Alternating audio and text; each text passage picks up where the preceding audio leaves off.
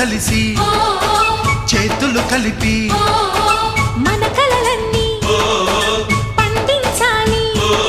ఒక చోట పుట్టని కోడళ్ళు అయ్యారు అమ్మకే కూతుళ్ళు. త్వరలోని ముద్దుగా పుడతారు ఈ తాత పోలికల మనవళ్ళు. ఈ సంతోషాలు సరదాలే మా పండుగ.